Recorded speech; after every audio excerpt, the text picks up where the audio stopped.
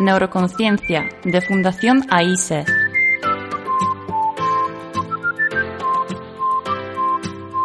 Con Juana Naya.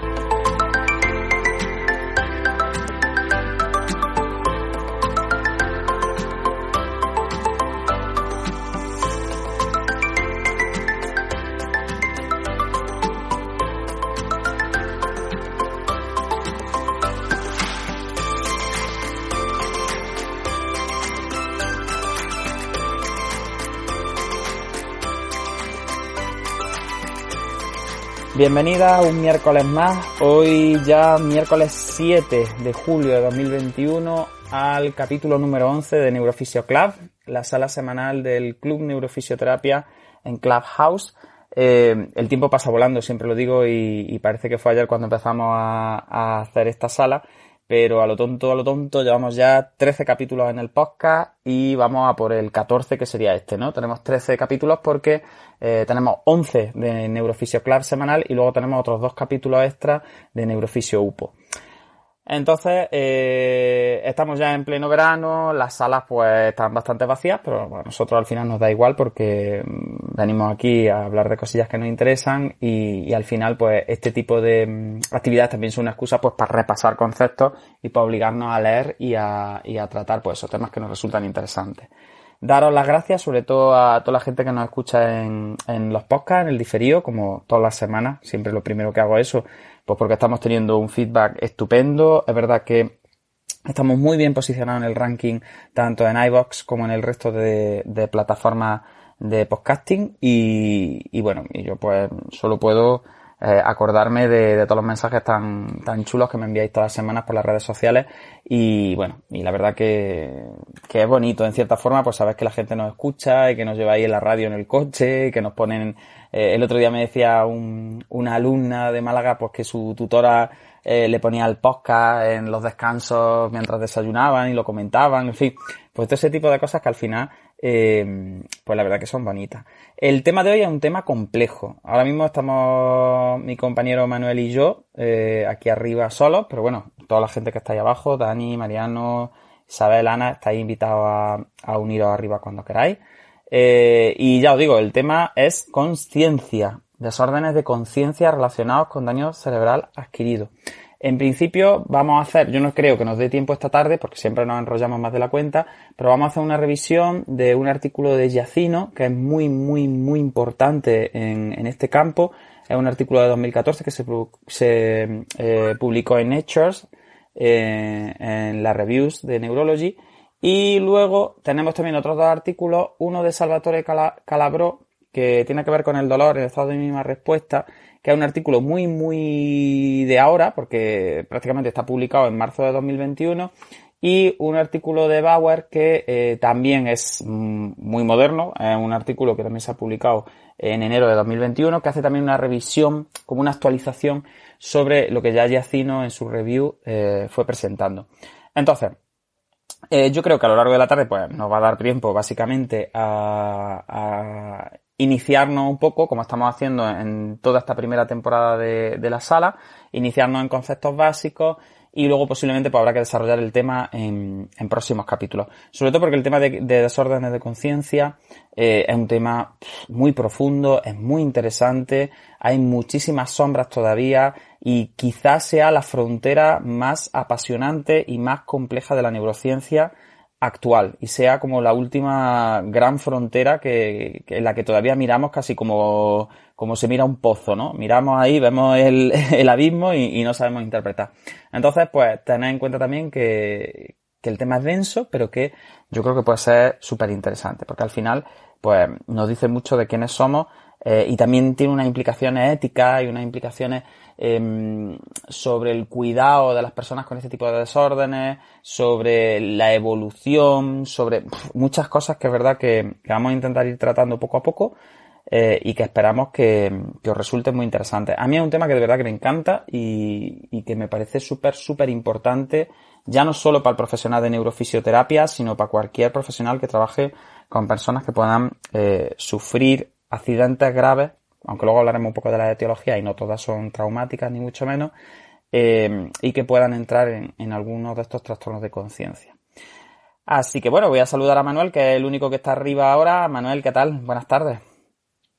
Muy buenas tardes, Juan. ¿Qué tal? Pues aquí estamos una tarde más para intentar hablar un poco de neurociencia, como dice, bueno, por lo menos aportar nuestro granito de arena e intentar nosotros también repasar un poco y ponernos al día.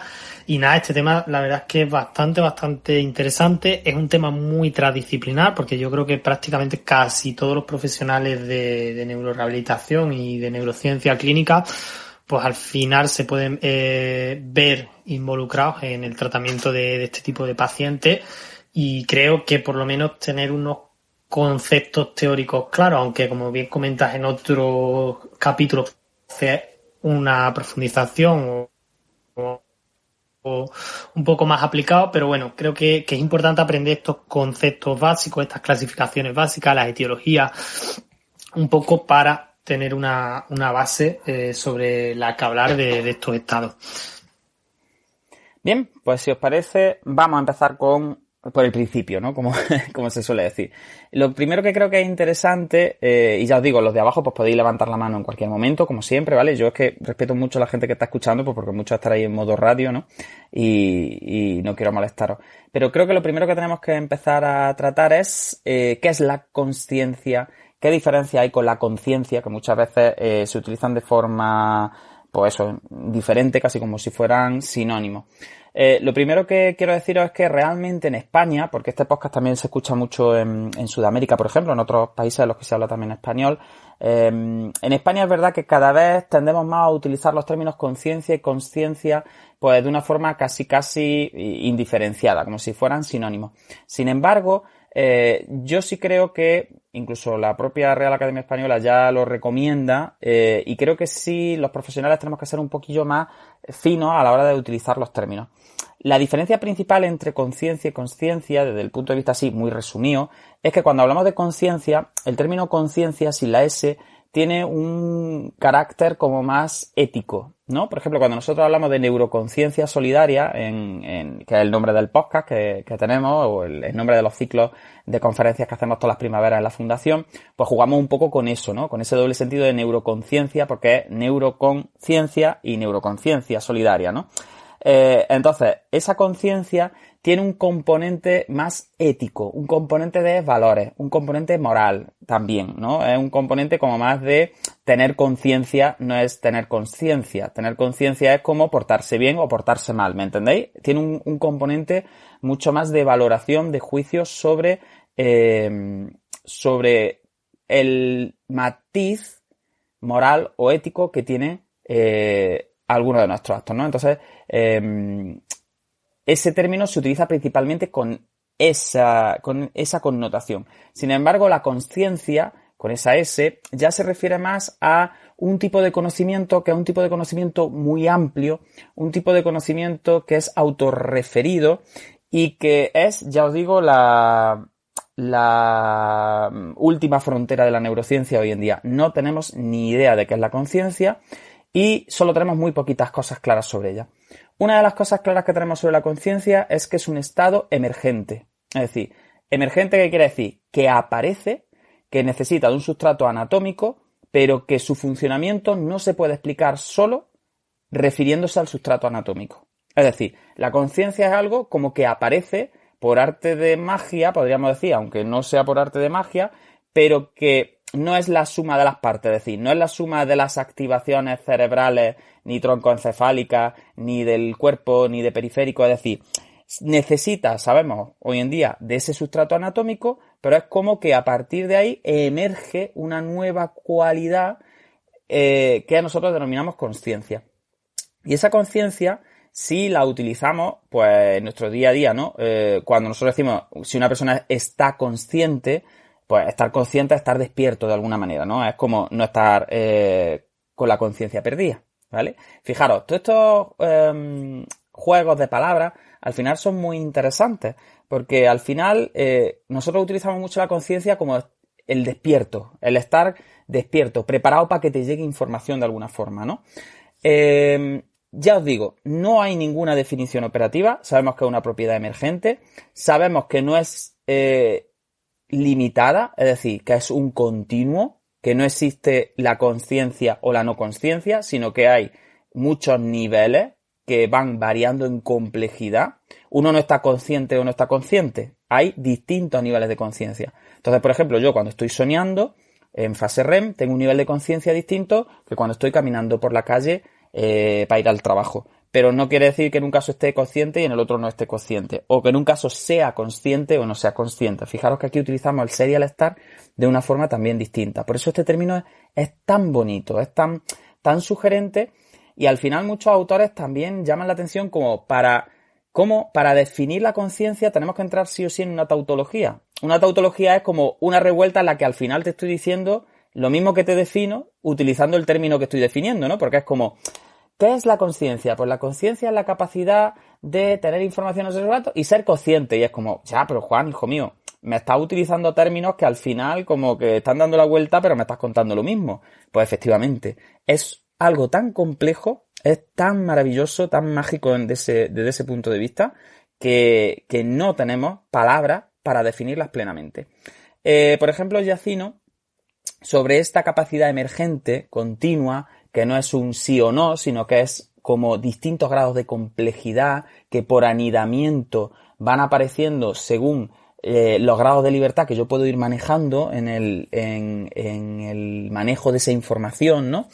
Pues Giacchino directamente se tira a una definición del siglo XIX que dio William James y que, fijaros, estamos hablando del siglo XIX y que decía que bueno, que ya definía la conciencia como un continuo y que era, pues bueno, que era como tener la capacidad de reconocerse a uno mismo de forma consciente, por eso lo de la tautología, es decir, en un conocimiento que era relacionado al tiempo, organizado, que era reflexivo y que era una especie como de saber que uno es distinto al entorno y ese continuo que nos hace, que luego hablaremos de esa capacidad, no perder la identidad aunque pase el tiempo, que ese es otro componente de la conciencia también muy interesante, y es que aunque el Juan de 5 años, por poner un ejemplo, no tenga nada que ver con el Juan de 36, yo no tengo la sensación de haber cambiado de persona. Y fijaros que ha cambiado mi cuerpo, que ha cambiado mi personalidad, que han cambiado mi experiencia, mi memoria, mi conocimiento sobre mí mismo, y sin embargo, yo tengo sensación de continuidad.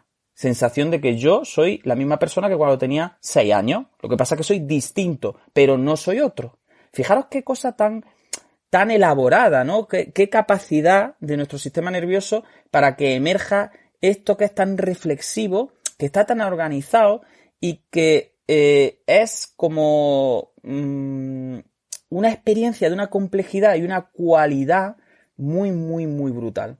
Entonces, no nos vamos a meter mucho más en la definición de conciencia porque ya os digo, aquí en Clubhouse hay incluso varios clubs en inglés que hablan solo sobre conciencia e inteligencia artificial. Hay libros maravillosos que os recomiendo, si tenéis un ratillo, pues que si queréis, luego podríamos hablar de ellos si hay tiempo. Pues bueno, maravillosos. A mí se me ocurre, por ejemplo, uno de Smart, que habla sobre inteligencia artificial y drogas psicodélicas y todo este tipo de historias y por qué los sistemas nerviosos no son como ejemplos de computerización, no son sinónimos de ordenadores muy complicados, sino que son otro tipo de conciencia, de por qué las máquinas por ahora no pueden ser conscientes. Entonces, al final, fijaros, es algo que todas experimentamos, que todas vivimos en el día a día, que sabemos que es muy importante, que sabemos que es la base de nuestra personalidad, de nuestra vivencia, que integra todo lo que sentimos, todo lo que percibimos por los sentidos que tiene que ver con lo externo, todo lo que tiene que ver con lo interno, todas nuestras experiencias vividas, todas las proyecciones que hacemos de nosotros hacia adelante, porque también una parte de la conciencia es saber que algún día no estaremos en este mundo. Entonces, fijaros qué brutalidad. Y a la vez, otra parte de la conciencia es también saber que somos conscientes, es decir, como saber mirar desde arriba y ver que somos conscientes de nuestra propia conciencia. Entonces, claro, aquí se nos acaban las palabras y llega un momento en que tenemos que parar. ¿Vale? Entonces, yo simplemente con esta pequeña introducción así filosófico rara, lo único que quería es que entráramos un poquito en ese debate sobre qué es la conciencia y al final, pues, abandonar todo nuestro orgullo de Homo sapiens y decir, pues mira, Juan, hoy en día, desde el punto de vista neurocientífico, no tenemos ni puñetera idea de lo que es la conciencia. De hecho, ahora veréis que para estudiar los estados alterados de conciencia, después de un daño cerebral, nosotros utilizamos como términos que sí podemos definir y que sabemos que son componentes de la conciencia. Pero no hablamos de la conciencia en general porque es como un dragón demasiado grande al que todavía, desde el punto de vista neurocientífico, no nos podemos enfrentar. Se pueden enfrentar la filosofía, se pueden enfrentar otro tipo de disciplinas, pero la neurociencia hoy en día todavía no es capaz de definir la conciencia de una forma plena. Bien, después de este rollo que os he soltado, que había que soltarlo porque quiero ir con toda la humildad y con toda, pues eso, dejando todas las armas a un lado cuando hablamos de trastorno de la conciencia y no parecer unos sabiondos y parecer que lo tenemos todo clarísimo porque no lo tenemos clarísimo, vamos a hablar ya de cosas que sí tenemos claras. Así que, Manuel, si te parece, vamos a empezar con algo que es básico y es la diferenciación entre el arousal y el awareness. Así que, Manuel, si te apetece, me cortas a mí el rollo y nos lo defines tú un poquito. ¿Te apetece o no? Estupendo, Juan. Pues sí, al final has hecho una introducción un poco sí pero no. Has dicho sí pero no, pero es que creo que como bien dices, es bastante necesario. Al final es bastante necesario esa definición más teórica y ese reconocimiento de realmente aquí llegamos a un límite y no tenemos mucho más conocimiento. Si te parece bien, pues pasamos un poquillo de esa definición más teórica. Yo tenía por aquí apuntado y recogiendo un poco la pregunta que me has hecho, sacando un poco una definición más clínica y más funcional que propusieron Plan y Posner, ¿vale? Y como que ponen tres claves o tres puntos clave que ellos definen para definir lo que es la conciencia desde un punto de vista más clínico, no tan teórico como hemos intentado. El primer punto clave ya nos lo has comentado tú, Juan, que la conciencia la tenemos que entender como un continuo, como un espectro continuo donde hay diferentes niveles, pero no como algo que está o no está, ¿vale? No hay una dicotomía, ¿no? Entonces, tenemos que entender pues como un espectro de diferentes niveles. Lo segundo, ya un poco recogiendo la pregunta que me hacen, lo segundo que proponen estos autores es que lo podemos dividir o puede estar formado la conciencia, yo creo que sería más apropiado, por dos niveles, dos partes, dos componentes. Vamos a ponerle como una subdivisión en dos, ¿vale? Y el primero lo podríamos llamar como arousal, ¿vale? El arousal, que yo creo que casi todos los que trabajamos en neuro lo hemos escuchado alguna vez, hace referencia a niveles de activación, al estado de vigilia, ¿vale? Estar en estado de vigilia o en estado de sueño. Ese arousal, ese espectro, esa fluctuación de ese estado, de ese nivel de activación que yo tengo. Es como, a mí siempre me gusta compararlo con la gasolina. Es como esos centros le dan más o menos energía al resto del sistema nervioso y hace que esté más o menos susceptible a esos niveles de conciencia, a esos niveles de reconocimiento de uno mismo y del entorno. Entonces, principalmente, estas estructuras, estos niveles de arousal, obviamente no podemos ser tan estructuralistas como para decir, pues los niveles de arousal están en tal sitio. No, al final sabemos que el sistema nervioso tiene un funcionamiento mucho más sistémico. No podemos quedarnos en una visión tan estructuralista. Pero bueno, si tuviéramos que ser estructuralistas, aunque no lo sepamos, nos tendríamos que quedar sin ninguna duda con niveles troncoencefálicos. Ya la reina, por así decirlo, es ese sistema reticular activador ascendente, el típico, el tradicional SARA, ¿vale? Ese nivel es un poco el que hace activar o desactivar el resto del sistema nervioso, es decir, activo o desactivo, modulo un poco más dicho esos niveles de activación, esa susceptibilidad que tiene el resto del sistema a la activación. Entonces ese sería como el primer componente, el arousal. Y después tenemos el awareness o como bien se pronuncie, porque ya lo he intentado pronunciar de muchas maneras y bueno, nuestro inglés no es que sea, por lo menos el mío, no es que sea bastante bueno. El awareness ya sí lo podemos definir como lo que has intentado estar definiendo, Juan, como niveles de nivel de conciencia, como darse cuenta, como ser consciente. Al final siempre repetimos la misma pregunta. Ese nivel de ser consciente o de darse cuenta.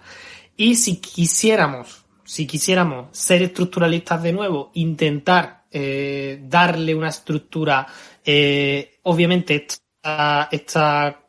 este awareness es mucho más difícil, pero seguramente si tuviéramos que decir qué estructura será la más importante, nos tendríamos que quedar sobre todo con conexiones corticotalámicas, esa conexión, ese grado de que el tálamo permite activaciones o no activaciones, o inhibe o facilite esas activaciones corticales.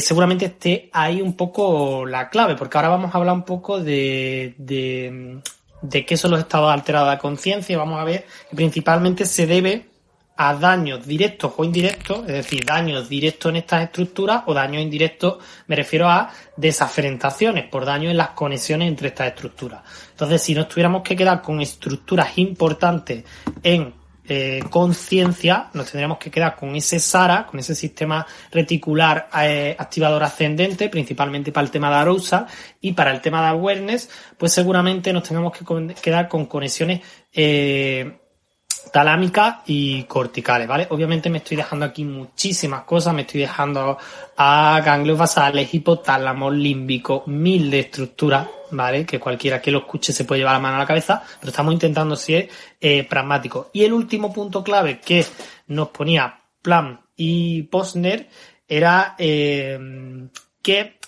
para que haya un nivel adecuado de conciencia debe haber un nivel adecuado de arousal, ¿vale? Vamos a intentar ver un poquillo aquí.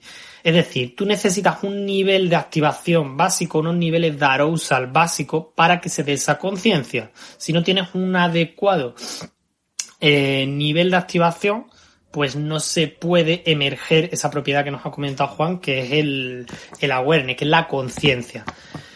Justo al contrario, como hemos bien dicho, no se puede hacer. Es decir, tú puedes tener arousal sin tener awareness, es decir, puedes tener niveles de activación sin tener conciencia, pero no puedes tener conciencia sin niveles de activación. Esto era un poco lo que planteaban estos autores. Sí es verdad que hay otros autores un poco más recientes que hacen puntualizaciones, porque sí es verdad que hay muchos pacientes con estados alterados de conciencia que, aunque tienen estados de arousal, tienen estados fluctuantes, no son un estado tan consistente, pero como mínimo se necesita esa fluctuación, que haya un poco. Entonces creo que esto sería un poquillo lo básico. Hemos metido un poco la primera diferenciación entre esos dos componentes y hemos sobre todo hecho una primera neuroanatomía funcional muy básica, pero muy condensada a estos niveles de activación, niveles de conciencia, perdón. Bueno, desde el punto de vista sistémico, en dinámica de sistemas, ya sabéis que a mí me encanta este tema, entonces me voy a poner voy a seguir un poco filosófico todo el rato. Desde el punto de vista de dinámica de sistemas, incluso el arousal ya son niveles de conciencia, ¿vale? Entonces, lo que quiero deciros es que, fijaros, hay muchos modelos del sistema nervioso cuando nosotros hablamos de conciencia. Uno de los más modernos, por resumirlo mucho, habla de que nosotros tenemos un modelo como que el sistema nervioso es un sistema reactivo a estímulos que vienen desde afuera. Y ahora, a lo largo de este programa, casi todos los modelos que vamos a utilizar para hablar de estados alterados de conciencia dan mucha importancia a cómo la persona es capaz de responder frente a estímulos que vienen de fuera o sobre su propio cuerpo, ¿no? O cómo se siente. Pero fijaros, y esto solo lo voy a dejar caer aquí como una piedrecilla porque creo que es interesantísimo, hay modelos actuales que hablan de la conciencia como una sincronización entre la actividad propia del sistema nervioso. Es como si nuestro sistema nervioso fuera una máquina aleatoria que genera experiencias y esa máquina aleatoria se sincroniza con el entorno. Cuanto más sincronizado estés con el entorno, mayor nivel de adaptación, mayor nivel de sincronización tiene a esa realidad física. Y el entorno, por tanto, es el que hace que todas tengamos una conciencia más o menos compartida, en el sentido de que el entorno es como nuestra referencia para sincronizar esa especie de sueños que tiene nuestro sistema nervioso. Porque sabemos que el sistema nervioso no necesita de estímulos externos para generar actividad. Y esto es muy interesante, no voy a entrar mucho aquí, Pero, por ejemplo, cuando se estudian las alucinaciones, cuando se estudian algunas alteraciones de conciencia que nosotros no vamos a tratar porque no están tan relacionadas con el daño cerebral sobrevenido, nosotros ya sabemos que cuando el paciente dice que tiene una alucinación y que está viendo algo, no es que parezca que está viendo algo, no, es que está viendo algo, es decir, es que tiene la experiencia subjetiva de que realmente está viendo algo. Y eso es una alucinación no porque el paciente no lo vea, que lo ve, sino porque no está sincronizado con el contexto real que vivimos el resto de las personas. Es decir, por tanto, resumiendo mucho, hay modelos de conciencia que no se basan tanto en el sistema nervioso como algo reactivo al entorno, sino al sistema nervioso como generador de experiencias que rellena la realidad de alguna forma y que se sincroniza con el entorno para dar una experiencia consciente. Para que entendáis esto, es un poco como lo que ocurre cuando estamos soñando, por ejemplo, y os estáis haciendo pipí, y entonces soñáis que estáis haciendo mucho pipí y llegáis incluso a haceros pipí en el sueño, ¿me entendéis? Entonces es como que durante el sueño es como que nos desincronizamos del entorno, pero seguimos viviendo experiencias. Y hay como una especie de irritación, eso se llama en sistémica, son sistemas cerrados operativamente, pero hay como una especie de irritación entre el entorno y ese sistema que está en un estado alterado de conciencia. Entonces nosotros transformamos nuestras vivencias sincronizándonos con el entorno. En ese estado de sueño tenemos menos capacidad de sincronización, por eso estamos menos conscientes. Pero no quiere decir que no tengamos ninguna conciencia. Sí la tenemos. Porque de hecho, si oís una musiquita afuera, lo mismo la incorporáis a vuestros sueños. Y seguís soñando, pero incorporáis esa musiquita que viene de fuera a vuestra propia experiencia consciente. Entonces, os digo que esto es un tema apasionante, que yo no me cansaré nunca de incluso si algún día os apetece, podemos hablar de algo duro, del core duro de modelos de conciencia, pero fijaros qué bonito, ¿no? Qué bonito ese sistema nervioso que autogenera sueños y que luego sincroniza con la realidad. Y esa realidad física es la que luego nos ayuda a que todos tengamos como un sueño compartido porque estamos muy bien sincronizados con ese contexto. Esto nosotros lo vemos todos los días cuando trabajamos con personas en estado alterado de conciencia. Yo siempre recuerdo cuando empiezas a trabajar con uno de ellos que todavía está con unos niveles de activación muy bajos, con un arousal muy bajito, y luego cuando se acuerdan te dan unas explicaciones brutales de cómo incorporan ciertas componentes tuyas a esa experiencia que ellos tenían. Y entonces muchas veces te hablan de: Juan, es que yo te percibía a ti como un monstruo con unas manos muy grandes, con unas uñas muy afiladas que por donde me tocaba me hacía daño, o ¿me entendéis? Es como que iba vestido de blanco, ¿no? Como cuando llevaba uniforme, y estaba como en una plaza de toros en la que me miraba la gente y no sé cuánto, y veía a los alumnos allí arriba en lo alto. Entonces, fijaros lo que creo que es muy importante, ese concepto de no hay una consciencia o no consciencia, sino que cada uno va a ir incorporando el entorno y sus características reales del entorno físico a su propia vivencia, dependiendo de los niveles de activación y de la capacidad de gestionar esos grados de libertad que tenga. Entonces, fijaros qué bonito, ¿no? Como ese sueño que se va complejizando el sueño, se va sincronizando con el entorno y entonces nos despierta porque conecta esa actividad del sistema nervioso con la realidad física, que es la que nos aúna a todos soñando lo mismo. Entonces quería hablaros de este modelo porque es muy de dinámica de sistemas, es muy bonito y es muy científico también y tiene una base muy sólida, porque parece que, ya os digo, que el sistema nervioso hay que dejar de verlo como algo puramente reactivo, y a partir de ahora vamos a hablar todo el rato de reactividad. Una cosa que también quiero que tengáis en cuenta, en referencia, para que veáis que todo esto no son solo neurofricadas, cuando Manuel hablaba del SARA, el sistema reticular ascendente activador es una estructura apasionante, porque es de las pocas estructuras dentro de nuestro sistema nervioso que se autodispara. Fijaros, es el gran encendedor central de la actividad del sistema nervioso central y se autodispara. No sabemos por qué cada cierto tiempo, aunque no tenga estímulos que lo estimulen, dispara actividad para mantener cierto ruido, cierto nivel de fondo de actividad en el resto del sistema nervioso. Está conectado con todo el encéfalo y con la médula. Y fijaros, si hay algo también apasionante, que es que este sistema reticular es idéntico a los sistemas nerviosos que tienen algunos de nuestros antepasados más antiguos. Es como si se nos hubiese metido un bichito que tienen sistemas nerviosos reticulares y lo hubiésemos conservado ahí en medio. Y es un bichito que se autodispara para generar niveles de conciencia. Y como decía Manuel, la conciencia, aunque es emergente, tiene niveles. Y esos niveles van apareciendo según la cantidad de energía y de información que podemos manejar. Pues cuando se dan lesiones en el sistema reticular ascendente, que ya os digo que tiene una característica maravillosa y es que se puede autodisparar y puede generar activación neural de cualquier parte del sistema nervioso de forma autónoma, aparecen estados de coma de los cuales no se sale nunca. Fijaros qué importancia tiene este sistema activador reticular, es decir, es como el stand-by de la tele, como ese pilotito rojo que se queda ahí para que yo luego cuando doy un estímulo pequeño, como es darle al mando, se encienda todo el aparato, pero es como ese nivel de energía mínimo que se necesita para que las proyecciones, las grandes proyecciones tálamo-corticales funcionen. Y luego, aparte de todo lo que ha comentado Manuel y toda la paranoia que os estoy contando yo, antes de meternos ya en cosas un poquito más concretas, me gustaría hablaros del tálamo, por supuesto, porque los tálamos, sabéis que hay 2 tálamos y que están también justo en el centro de nuestro encéfalo, son muy importantes. La lesión talámica va a marcar la gran diferencia, la diferencia brutal entre salir de estados vegetativos y meternos ya en estados de mínima consciencia.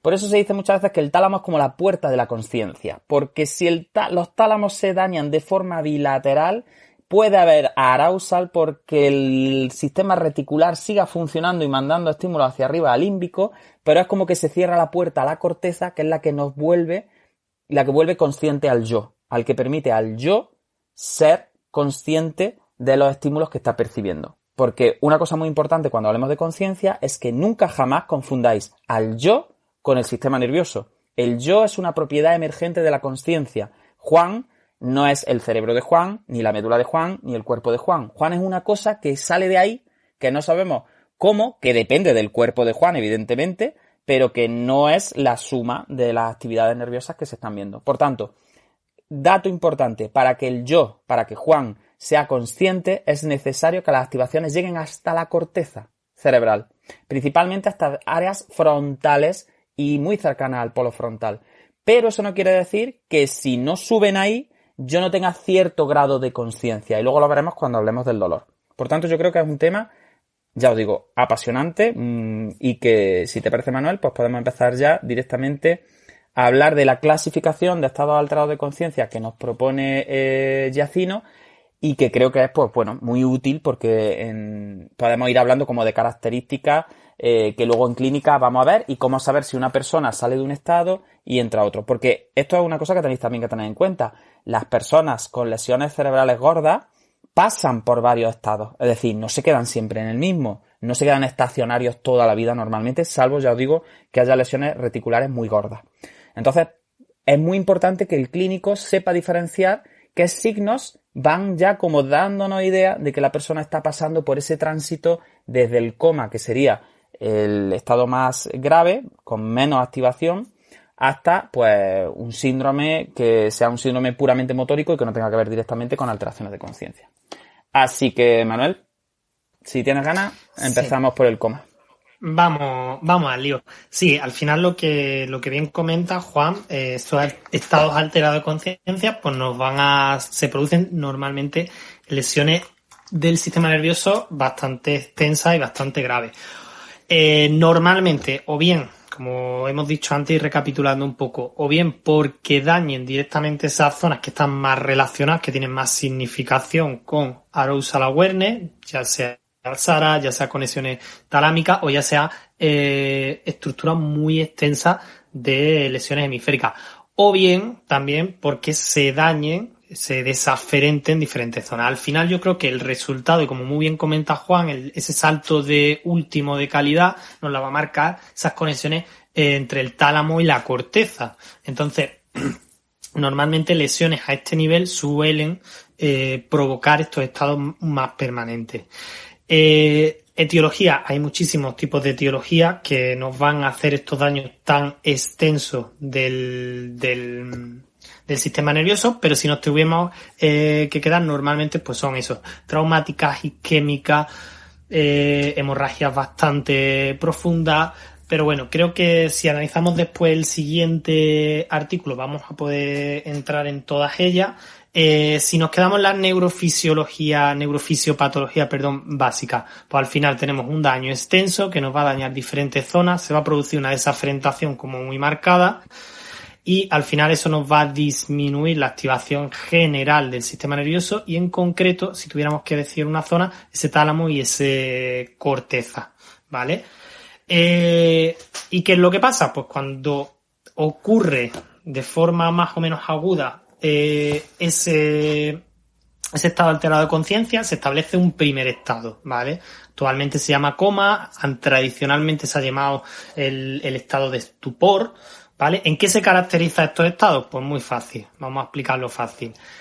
Se caracteriza clínicamente por una ausencia de arousal, ¿vale? No hay arousal. Si hacemos, el paciente está con los ojos completamente cerrados, si hacemos un electroencefalograma, vemos que no hay ciclos de vigilia ni sueño, obviamente no habla, obviamente no tiene ninguna respuesta a estímulos externos, no tiene actividad motora, ¿vale? Entonces, es como un estado en el que el paciente no tiene, pues eso, no tiene ni estado ni de vigilia ni sueño. Y por supuesto, no responde ni tiene ningún tipo de nivel de conciencia.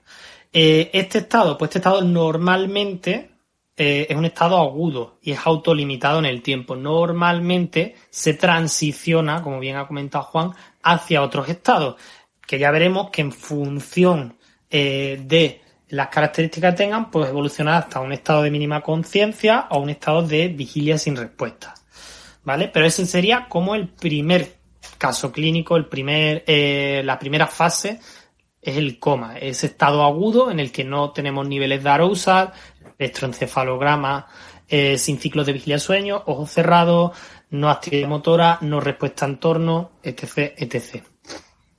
Sí, es un estado que además viene muy, muy determinado por el electroencefalograma, como comenta Manuel.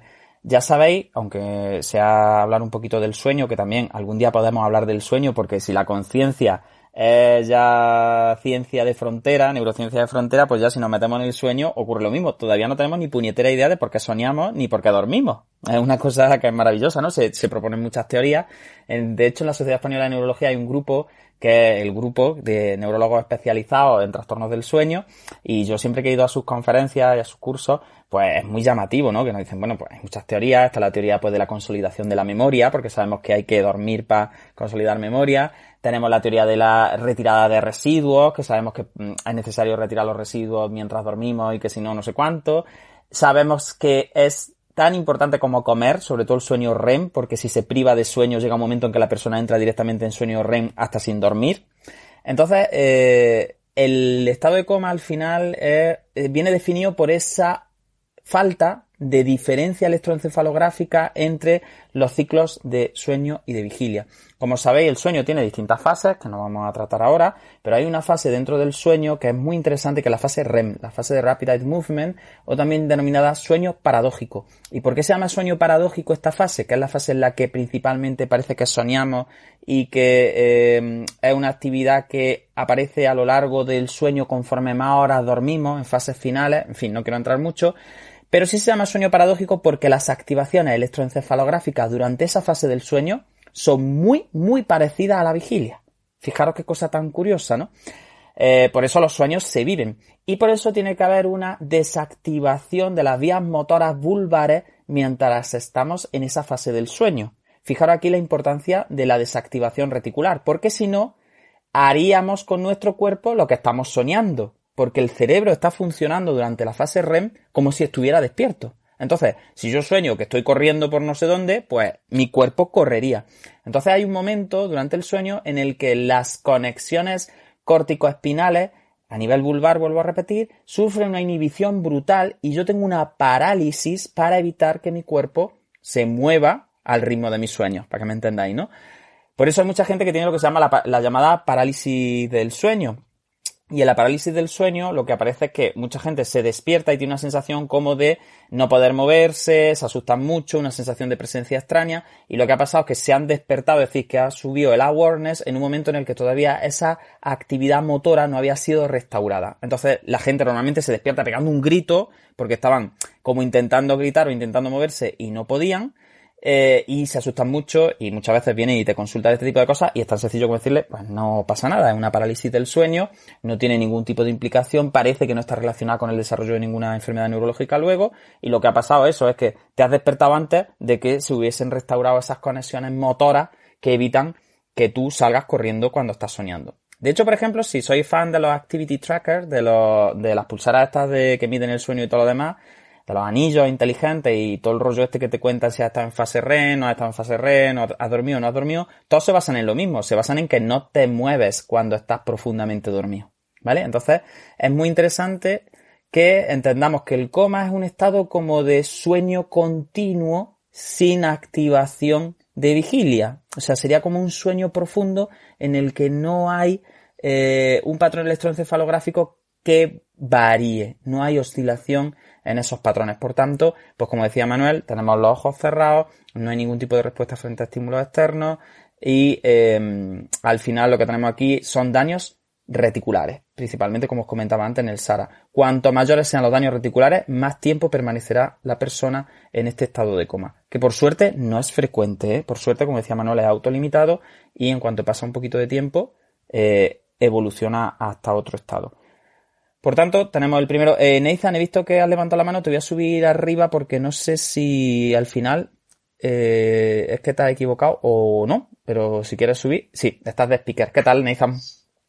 Buenas, ¿qué tal? Pues mira, justo voy a trabajar ahora en 2 minutos, estoy en la puerta del trabajo, pero quería hacer una pregunta así muy curiosa que se me ha ocurrido respecto a lo de ser capaz o no. Es decir, yo me refiero a, hablaríamos de que una persona con sonambulismo, o sea, estaría experimentando un estado contrario al de la parálisis, es decir, que ese movimiento se da antes de que esa fase de despertar, ¿no? O sea, Sí. El sonambulismo también, aunque sale un poquillo pero bueno, si hay alguien en la sala que sea más experto que nosotros, que al final somos fisios, pero bueno, por neurociencia lo estudiamos al final y hay distintos tipos de sonambulismo y algunos de ellos sí están relacionados con este tipo de sueños en los cuales hay como una transición hacia la fase en la que hay activación motora y normalmente se trata de sueños muy ligeros en los que el paciente se despierta fácilmente y es verdad que durante el momento en el que está sonámbulo reproduce lo que está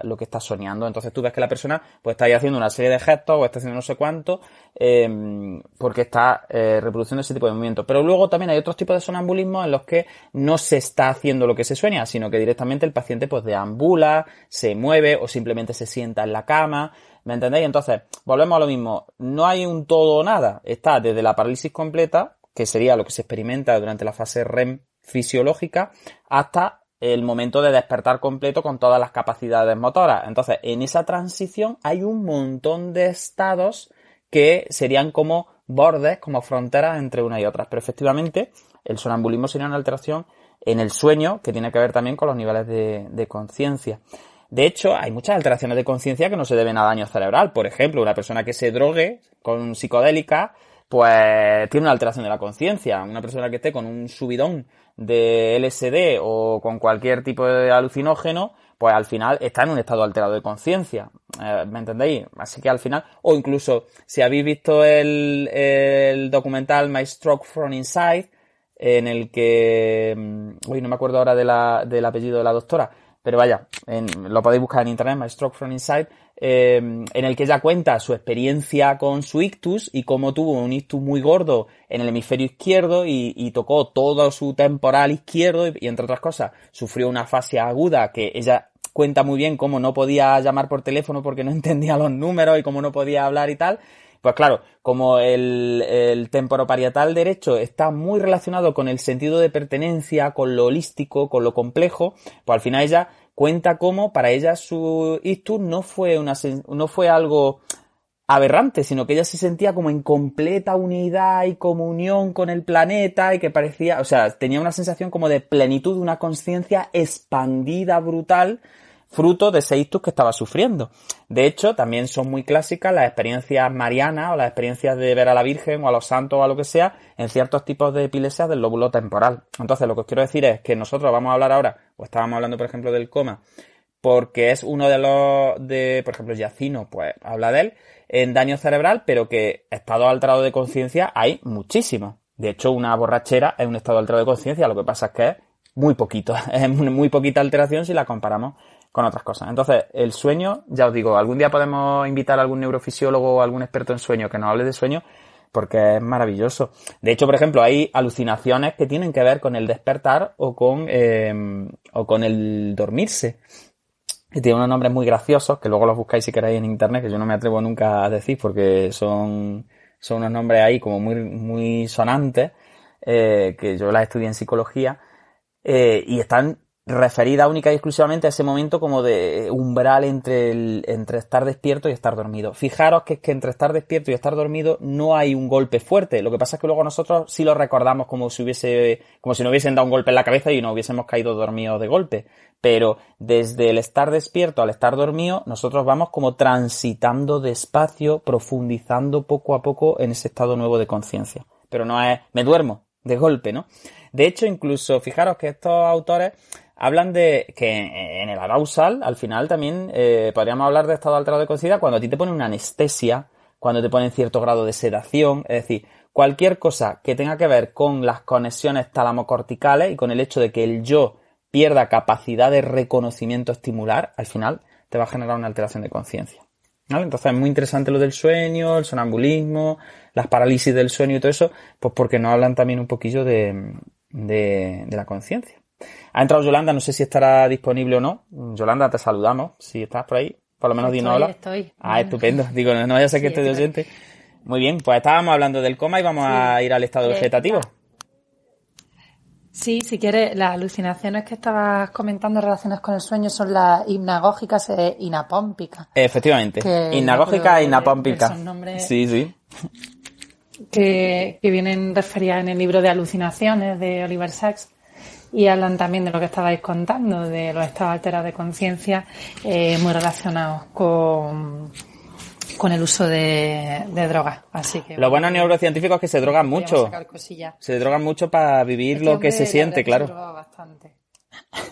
Sí, yo sí. Hay un libro, lo cuenta en su libro que se metía bastante porque él quería saber lo que sentían sus pacientes, así que si queréis leerlo, la verdad es que es un libro que, bueno, no es de neurofisioterapia, pero sí que hay de divulgación de neurociencia, como todo lo que hacía este hombre, muy bien hecho, y es muy interesante y muy curioso el libro, y muy divertido también como lo cuenta.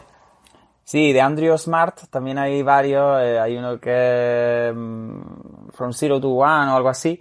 Si buscáis Zero Andrew Smart os sale seguro, y también cuenta, pues habla de la inteligencia artificial y de por qué las máquinas nunca podrán ser conscientes porque no pueden pillarse un colocón de psicodélicos, y también habla de la experiencia que tuvo él con la droga alucinógena, y es muy interesante cuando uno escucha a un neurocientífico hablar desde primera mano de este tipo de experiencia. Entonces, es verdad que muchos se deben a la ciencia, ¿eh? Así que, no sé, Yolanda, ¿te apetece hablar del estado vegetativo o seguimos con Manuel? Lo que quieras. Venga, sí, si quieres vamos comentando lo que veáis. No sé cómo llevabais.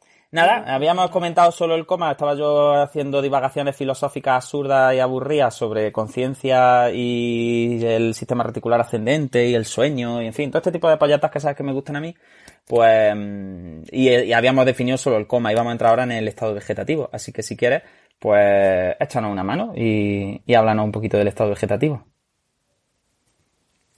Pues sí, a mí algo que me sigue llamando la atención es que se le siga llamando estado vegetativo. A mí también, de hecho yo me resisto mucho a usarlo. Me resisto mucho a usarlo, pero es que en la literatura es que viene tal cual como vegetative state, es que tal cual. No... Sí, la verdad es que me sigue resultando todavía un poco rechinante, ¿no? Porque siempre que me decían que alguien estaba vegetal, yo pensaba que lo iban a poner un poco ahí a hacer la fotosíntesis, ¿sabes? Una nomenclatura que deja mucho que desear, pero bueno, es que sigues leyendo, pasando años y años y se sigue llamando estado vegetativo. Entonces, pues bueno, vamos a llamarle así, que es como le llama la ciencia. Pero bueno, la verdad es que sería algo a revisar, que de hecho yo lo tengo aquí como apuntado, ¿no? Cuando he revisado el yacino. A mí siempre me rechina también. Yo estoy de acuerdo contigo en que lo de vegetativo suena fatal. Porque, bueno, pues lo que dices tú. Entonces, yo creo que eso sí habría que revisarlo y proponer algunos términos alternativos que ya se utilizan, que ya se utilizan. De hecho, Manuel seguramente nos puede aportar algo porque en otros estudios no se utiliza. Pero igual pasa con el término coma, El coma cada vez se está abandonando más porque volvemos a lo mismo, porque tiene todavía muchas connotaciones de cuando una persona está en coma, pues ya hay como mucha tendencia a pensar que no se va a despertar nunca, que no siente nada, que no siente dolor, que está ahí como dormido en el limbo sin pena ni gloria. Y sabemos hoy en día que aunque una persona esté en coma y no haya una arousal potente, desde que, y eso se puede leer ya en algunos libros incluso de Damasio, no es necesario tener conductas de dolor para sentir dolor, y luego hablaremos un poco de ese artículo. Claro, de todo eso. Entonces, es verdad que a mí lo de coma y estado vegetativo, pues me suena a que la persona está ahí como una plantica, ¿no? Que ni siente ni padece, y ni mucho menos.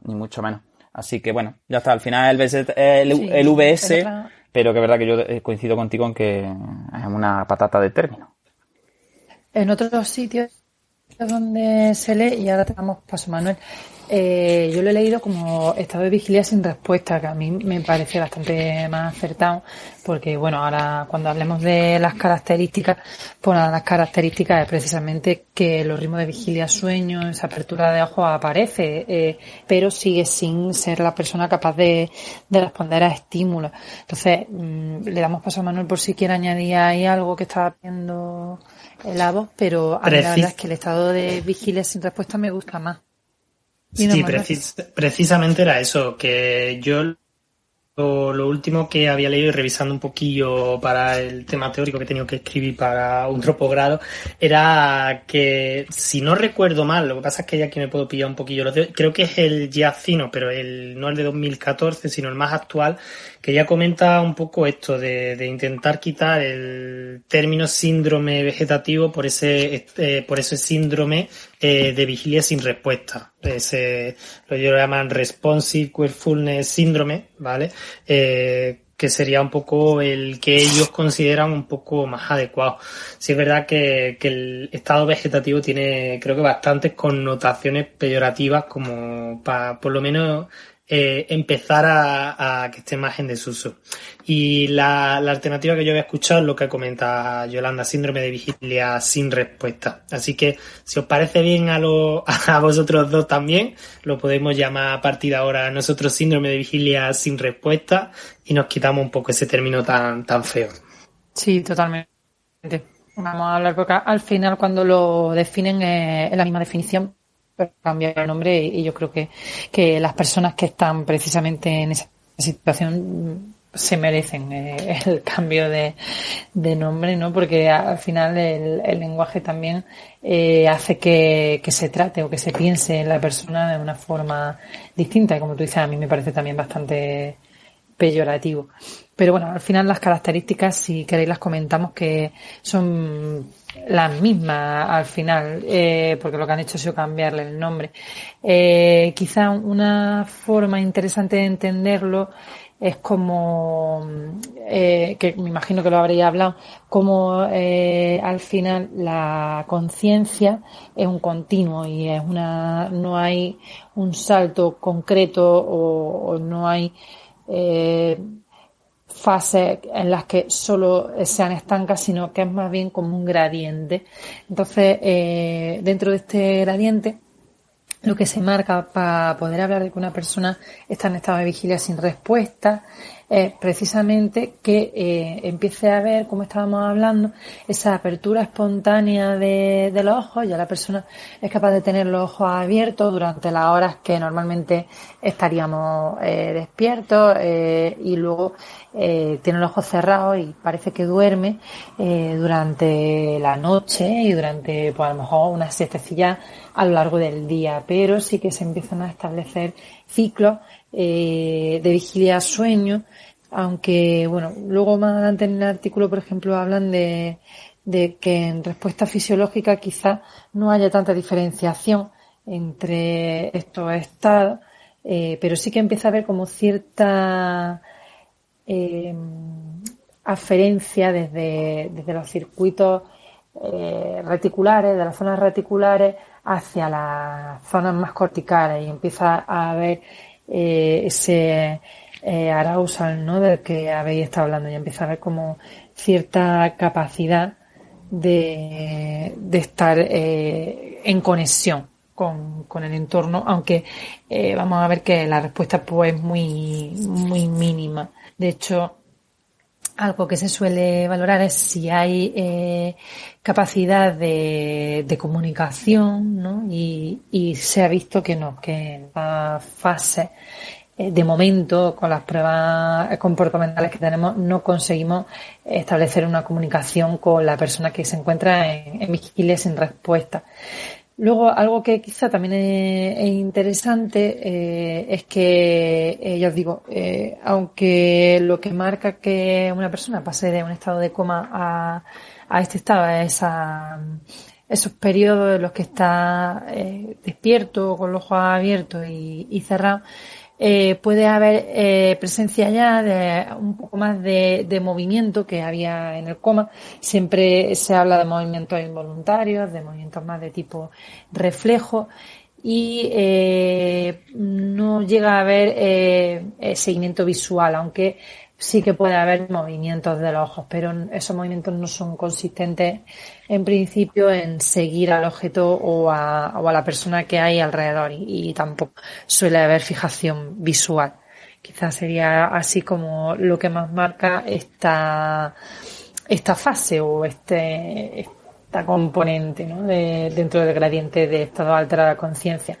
Y luego, bueno, dependiendo del tiempo en los que la persona se encuentra en este periodo, se dividía entre estados de vigilia sin respuesta persistente o permanente. Estando los persistentes considerados cuando pasas del mes, en general, del mes de evolución o de los 3 meses, si el evento que ha generado el estado alterado de conciencia es un evento traumático, ha sido un traumatismo craneoencefálico, y luego se considera que ese estado ya es permanente, aunque esto sea revisado a partir de los 3 meses o del año en caso de que haya sido por un traumatismo craneoencefálico. Los propios autores dicen que esto hay que revisarlo, y ellos proponen, que a mí me parece también bastante más útil, hablar de la etiología del daño neurológico que ha llevado a este estado alterado de conciencia, pues haya sido traumático o no traumático, porque es lo que más marca el pronóstico, y luego el tiempo de evolución, en vez de aventurarnos a decir si es algo persistente o es algo permanente, porque la realidad es que en algunas ocasiones pues las personas nos sorprenden, y estando ya en un estado supuestamente permanente, pues cambian hacia otros estados más avanzados de niveles de conciencia. Entonces, quizás eso sería también algo que debemos revisar. Y bueno, más o menos yo creo que eso daría como los matices que diferencian a una persona que está en coma a una persona que ya ha pasado a un estado de vigilia sin respuesta. El siguiente estado, y si queréis podemos hablar de esto o lo comentamos, y ahora os paso la voz, sería subiendo un poquito más de niveles de conciencia, estarían los estados de mínima conciencia, que ahí ya sí que vamos a empezar a ver ciertas respuestas. Entonces, no sé si queréis comentar algo, o las personas que estáis abajo, o si queréis que añadamos algo más sobre No, yo el del síndrome de vigilia sin respuesta sí remarcaría sobre todo eso, que se manejan, como has comentado, periodos de estancia en ese estado mayores cuando el daño es traumático. Es decir, como que los clínicos tenemos que tener en cuenta que después de un traumatismo craneoencefálico tenemos que ser como un poco más pacientes con los pacientes, ¿no? Tenemos que ser un poquito más pacientes y entender que la mayor parte de los trabajos sitúan más o menos en torno al año pues ese periodo evolutivo del estado de vigilia sin respuesta. Entonces, y que en el caso de traumatismos craneoencefálicos más gordos, que hay pacientes que incluso pueden permanecer en este estado más tiempo aún, y sin embargo luego seguir evolucionando y seguir pasando a niveles un poquito más complejos. Entonces sí creo que eso es importante remarcarlo, que el daño traumático al final pues como que provoca este tipo de tránsitos como más largos por este estado, y que al final yo sí remarcaría mucho la ausencia de respuesta, pero no ya la ausencia de respuesta general, sino que para definir la vigilia sin respuesta se utilizan sobre todo estímulos que son pues nociceptivos, estímulos, es decir, bueno, no es hacerle daño al paciente en plan le voy a hacer mucho daño, ¿no? Pero sí es verdad que como que es la falta de respuesta frente a estos estímulos nociceptivos como lo que se considera peor pronóstico o peor estado que la falta de respuesta frente a estímulos neutros, es decir, frente a, bueno, a lo que comentaba Yolanda del seguimiento visual, que en esta fase todavía no se produce normalmente, pero es como que el sello de es un verdadero estado de vigilia sin respuesta lo da el hecho de que el paciente no responda frente a estímulos que son, pues eso, dolorosos entre comillas, es decir, que son aversivos, que son molestos. Así que ya está, si os parece pues podemos seguir transitando. Bueno, Manuel, cuéntanos. Sí, no, simplemente un poco, vamos, lo habéis comentado prácticamente todo lo que tenía aquí para anotar, y obviamente esa diferenciación que yo creo que es bastante importante en el pronóstico de los traumáticos versus los no traumáticos, sobre todo ahí llevando mucho peso lo isquémico, y al final creo que si nos vamos simplificando un poco, estábamos hablando que en el estado de coma no teníamos un estado de arousal, y al final aquí en un estado de vigilia sin respuesta, pues como bien comenta, ya tenemos unos niveles, aunque sea básicos, de arousal. Entonces nos vamos a encontrar un paciente que ya seguramente tenga los ojos abiertos, aunque como diga Yolanda, como ha dicho Yolanda, no haga seguimiento visual, y si hacemos un electroencefalograma ya se ven ciertas diferencias y ciertos entre los ciclos de vigilia y respuesta. Entonces ya la actividad, las pruebas más objetivas, la actividad electroencefalográfica del sistema nervioso ya nos muestra que hay cierta modulación de esa arousal y hay cierta diferenciación entre esos ciclos. Y nada, si os parece bien, pues pasamos al siguiente, al estado de mínima conciencia, que quería que Yolanda comentárnoslo. Así que adelante, Yolanda. Te había abierto, Juan, no sé si quería desconectar. No, ha sido que le he dado al micro sin querer, pero vaya, que sí, venga, pasamos al estado de mínima conciencia, si queréis, o de mínima respuesta, que también se llama por ahí a veces, por lo mismo, ¿no? Porque las nomenclaturas varían por lo mismo, porque mínima conciencia como que se tiende a pensar que, bueno, que es un poco más peyorativo, y muchas veces ya simplemente ya a partir del estado de vigilia sin respuesta, pues ya hacia arriba lo que se suele hablar ya es de estados alterados de respuesta, o estados de mínima respuesta, o estados de disminución de respuesta, porque al final ya sí hay respuesta, lo que pasa es que las respuestas pues son más pequeñitas. Pero bueno, la nomenclatura clásica es el MCS, el estado de mínima conciencia. Pues sí, este estado ya vemos que la persona va transicionando hacia tener más capacidad de ser consciente de mismo y del entorno. Entonces, pues, además de la capacidad de mantener esos ritmos de vigilia y sueño que ya se había adquirido previo en el estado anterior, en el de vigilia sin respuesta, pues vemos que va a ser una persona que ya va a empezar a poder hacer ciertas respuestas a las demandas contextuales. Y a mí me gustaría que remarcáramos esto porque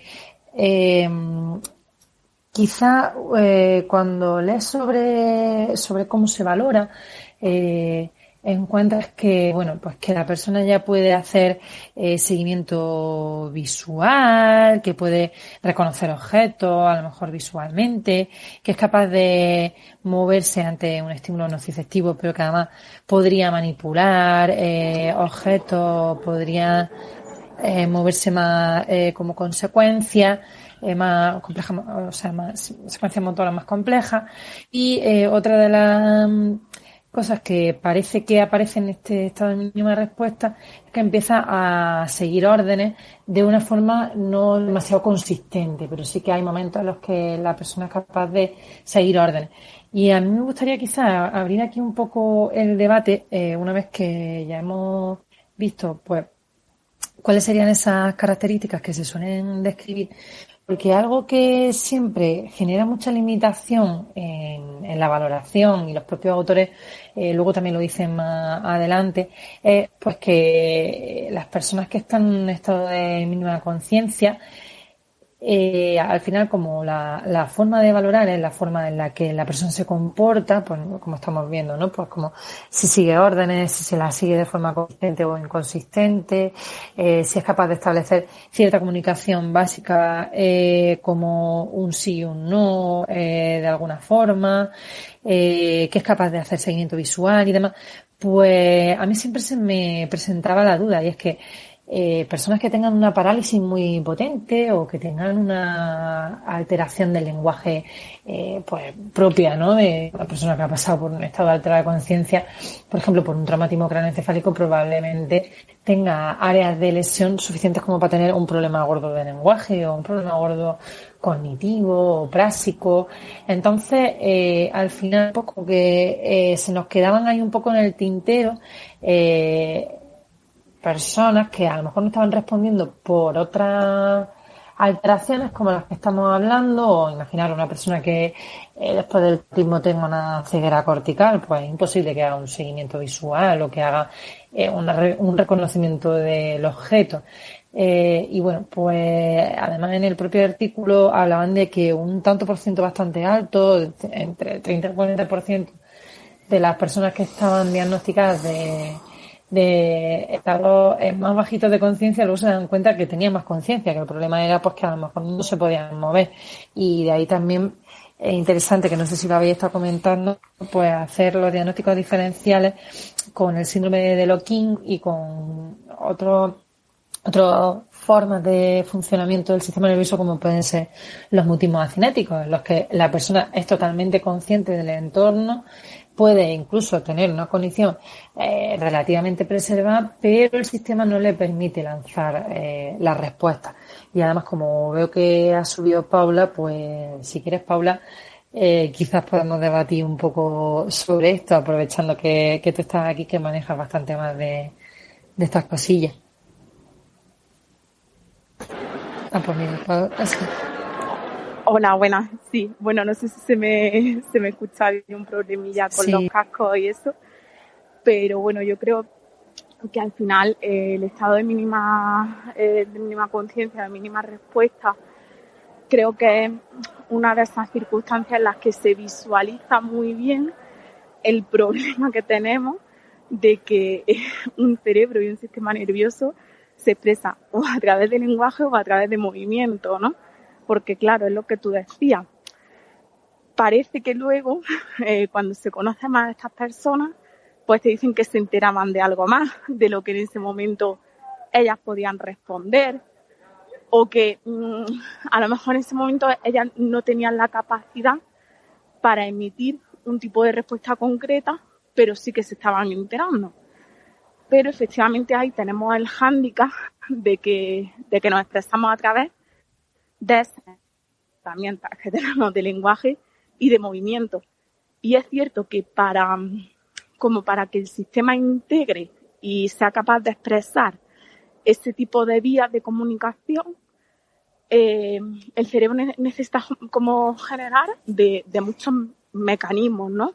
Y de mucha coherencia. Entonces, a lo mejor ahí ahora mismo no estamos llegando bien a este tipo de personas, porque necesitamos como conductas muy palpables y muy observables, y sobre todo que también sean sistemáticas. Entonces a lo mejor ahí no, como que no nos estamos acercando bien, ¿no? a todo eso. De hecho, hay algunos estudios que hablan de resonancias magnéticas funcionales y de como pruebas, ¿no?, que se le hacen a estas personas, donde ya no se le pide tanto una respuesta concreta a nivel de motor o a nivel de lenguaje, sino que se le pide más como una activación a nivel cerebral. Y parece que con este tipo de respuesta en algunas ocasiones sale algo. De todas formas, este tipo de estudios tampoco no están muy replicados, digamos, no se han podido comprobar de manera sistemática. Y luego efectivamente está como ha comentado Yolanda, el Lockheed, que yo ahí no sé si ya había hablado de él o no, pero siempre para entender, digamos, acercarse a ese fenómeno del Lockheed, yo recomiendo tanto el libro como la película de La escafandra y la mariposa, que está basada además en un hecho real, en un caso de un hombre que tuvo un accidente en Francia, y la verdad es que se ve muy bien como el diagnóstico diferencial o las expresiones que distinguen lo que sería un estado comatoso de un lock-in, y se puede aprender de una manera muy divulgativa. Y luego, obviamente, ahora también, si queréis, lo vamos comentando y lo vamos diferenciando un poquito del mutismo acinético, que también, la verdad, muchas veces puede dar a error por ese mismo hándicap, porque como necesitamos conducta observable, movimiento concreto y expresión oral, algunas veces, para enterarnos de cuál es el estado de la persona, hay veces que sacamos conclusiones que a lo mejor no son las certeras. Y sobre todo en estos estados más de mínima respuesta, donde la persona parece que está saliendo, las respuestas a lo mejor todavía no son tan consistentes como nos gustaría o tan consistentes como a lo mejor querríamos esperar, pero sí que es cierto que luego además hay una clasificación dentro de estados de mínima conciencia que es como el plus, y el que es un poco más negativity, digamos, que también da indicación de cómo está evolucionando esa persona hacia respuestas un poquito más consistentes con su estado interno y con las respuestas del entorno. Sí, al final es complicado porque es un estado, como decía Paula, que ya está, el sistema nervioso se expresa o con motor o lenguaje y estas personas, pues por definición, tienen problemas en eso, precisamente en la expresión. Además, yo quiero llamar la atención sobre una de las características inherentes al estado de mínima conciencia, que es la falta de consistencia. Es decir, es que por definición estas personas normalmente tienen una alteración de las proyecciones talamocorticales que hacen que, dependiendo de los niveles de activación, dependiendo del momento del día, dependiendo del cansancio, dependiendo de muchas cosas, de lo que hayan dormido, de lo cansados que estén, de la luz que haya, es decir, dependiendo de muchos factores que influencian sobre los sistemas activadores ascendentes, pueden estar más despiertos, entre comillas, o menos despiertos. Y esa falta de consistencia es algo que es inherente al estado de mínima conciencia. Porque ya os digo, estas lesiones, estos estados aparecen sobre todo con lesiones axonales difusas ya acompañadas de hematomas bilaterales y tal, pero el tálamo está bastante más preservado que en el caso de la vigilia sin respuesta de la que hablábamos antes. Entonces, como decía Paula, al final lo único que tenemos hoy en día es como investigación sobre pruebas neurofisiológicas, pruebas como la tractografía, en la que intentamos medir las conexiones cerebrales, intentamos medir, por ejemplo, también la actividad de ciertas partes que están muy relacionadas con la emergencia de la conciencia hacia el yo, pues ya os digo, como son esas propias proyecciones corticotalámicas, o incluso el modelo mesolímbico, que luego podemos hablar un poquillo de él también, si hay tiempo, o en otro episodio. Y ya está, y es ver, pues bueno, si tenemos ese tipo de lesión con unos tálamos relativamente conservados, con unas conexiones más o menos tal, con ciclos de vigilia y sueño ya más o menos consolidados, tenemos ojos abiertos la mayor parte del tiempo. Yo también utilizo mucho la gestualidad y lo límbico para hacer diagnósticos diferenciales de este estado con respecto al anterior que tratamos. Y es que lo que está claro es que estas personas ya empiezan a tener respuestas emocionales frente a estímulos consistentes. Es decir, son mucho más consistentes en lo emocional que en el caso de vigilia sin respuesta. Es decir, cuando escuchan algo gracioso sonríen, cuando están tristes lloran, y ya son respuestas que, aunque aparezcan poco y aparezcan así como salteadas, ¿no? Como eso, como las amapolas en la hierba, así que de vez en cuando te lo encuentras, las familias ya empiezan a comentártelo, ¿no? Y muchas veces es el típico discurso de los familiares que te dicen: yo no sé si estoy loco o es que tengo muchas ganas de que esté despierto, pero a mí me da la sensación de que de vez en cuando llega no sé quién, se ríe o no sé cuánto. Entonces yo también utilizo mucho ese comienzo de tener expresiones adaptadas emocionales y consistentes como para decir: no, esto ya es una mínima conciencia, esto ya aquí no estamos en una vigilia sin respuesta. Y por tanto, yo aquí lo que quiero romper una lanza, un poco siguiendo a Yolanda, es en que aquí las evaluaciones hay que hacerlas muchas veces, en muchos días, con muchos horarios distintos, en muchas circunstancias distintas. Porque si la inconsistencia de la respuesta es una de las características inherentes al estado de mínima conciencia, lo que no tiene sentido es que yo valore a un paciente, le ponga una etiqueta diagnóstica, en un momento en el que a lo mejor lo pillo fatal de niveles de activación y digo que está casi en coma, cuando a lo mejor realmente, si lo valoro en otro momento, las respuestas son mucho más floridas. Entonces, sí quiero aquí decir que a las personas que estén en este tipo de estado o que se empiece ya a vislumbrar que están saliendo de la vigilia sin respuesta, hay que hacer mucha evaluación y hay que estar muy en contacto con las familias, pedirles que graben vídeos, pedirles que lleven un diario, pedirles que empiecen a estudiar qué factores tienen influencia en si el paciente está más despierto o está menos despierto, si responde más o responde menos, porque yo creo que eso es súper importante. Y luego lo que comentabais del lock-in, a mí es que me da mucha rabia que siempre se hable del lock-in cuando se habla de estado alterado de conciencia, porque realmente es que el lock-in, el enclaustramiento, no es un estado alterado de conciencia, es decir, el enclaustramiento es un trastorno motor puro, además es un trastorno motor que se produce por lesiones que son mucho menos difusas que en el caso de los estados anteriores, en el que, fijaros, en el cómo hablábamos de lesiones biemisféricas, difusas, severas, que tocaban a los dos tálamos, luego ya se tocaba menos al tálamo, ahora ya en mínima conciencia los tálamos están más o menos bien, y en el lock-in realmente lo que tenemos son lesiones corticoespinales o corticovulvares, corticonucleares, que lo que van a provocar es una parálisis, es decir, el paciente lo que está es paralizado, no puede moverse, pero cognitivamente y en cuanto a sus niveles tanto de arousal como de awareness son pues equivalentes a los de una persona que está despierta. Entonces es como si a mí me atáis de brazos y de piernas y me amordazáis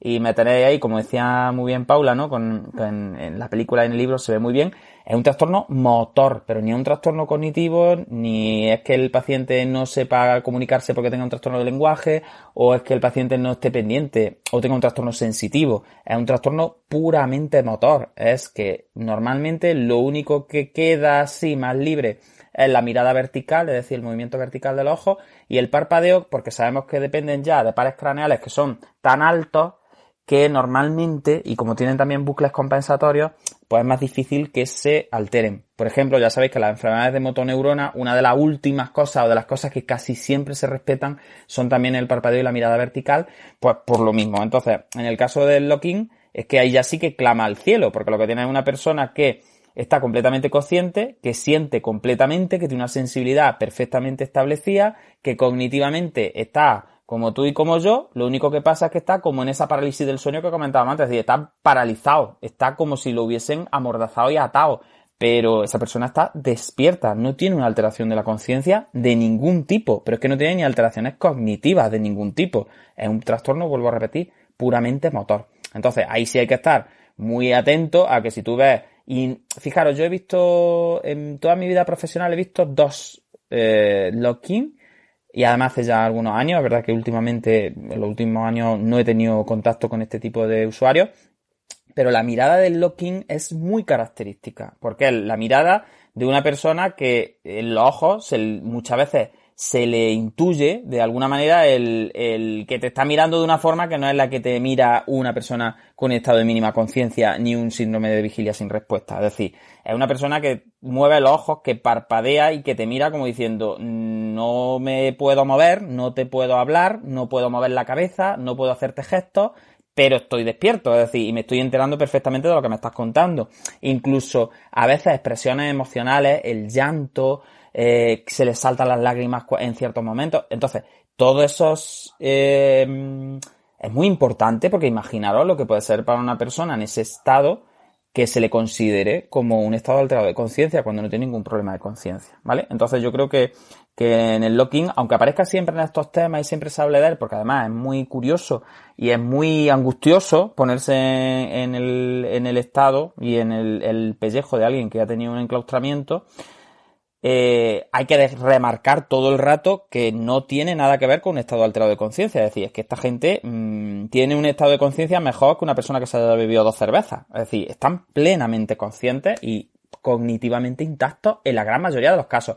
Luego, como decía Yolanda, hay comorbilidades y hay gente pues que tiene el trastorno motor y aparte pues tiene también un trastorno sensitivo o un trastorno cognitivo asociado, pero son comorbilidades al lock-in. El lock-in es un trastorno puramente motor, vuelvo a repetir, no quiero ser pesado, pero es verdad que me toca mucho las narices cuando veo por ahí que se mete a los enclaustramientos dentro de las clasificaciones de estados alterados de conciencia, porque digo, es que es como si metes a un amputado en un estado alterado de conciencia porque no da respuestas con la pierna que tiene amputada. Mire usted, eso no es un estado alterado de conciencia, eso es que no tiene pierna. Pues el lock-in no es un estado alterado de conciencia, es que no puede moverse, pero conciencia la tiene plena y completa. Entonces, si os parece, siguiendo un poquillo a Paula, yo sí me metería también con diagnóstico diferencial, como comentaba Yolanda, lo podía hacer si queréis entre las dos o con Manuel, del mutismo acinético, porque el mutismo acinético ya sí tiene un componente cognitivo, sin ser tampoco un trastorno de la consciencia como tal, porque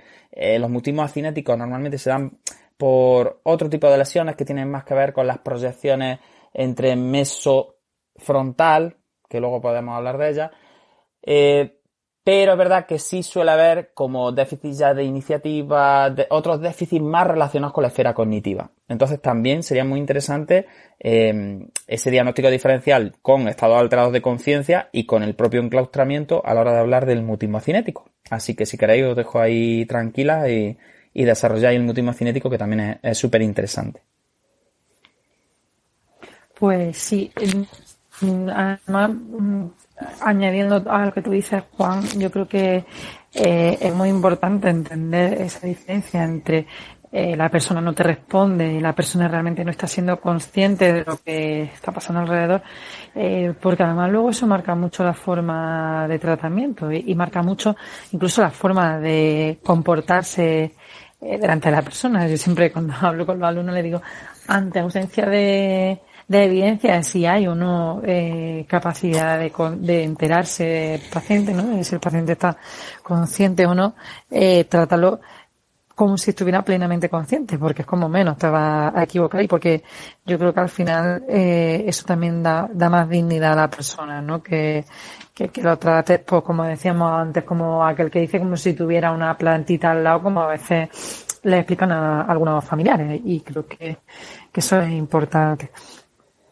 Y como tú dices, sí que se debe tanto el síndrome de cautiverio como este trastorno de la motivación del que ahora vamos a hablar, del mutismo cinético, se suelen ver relacionados con las alteraciones de conciencia, cuando ni mucho menos yo creo que lo sean, ¿no? Lo que son alteraciones de la respuesta voluntaria, si lo queremos llamar así, a las demandas de los terapeutas o de la persona que lo esté valorando, pero realmente estas personas son totalmente conscientes y ese diagnóstico diferencial. Y ahora, si quieres, Paula, tú añades que al final un componente muy con el mutismo cinético.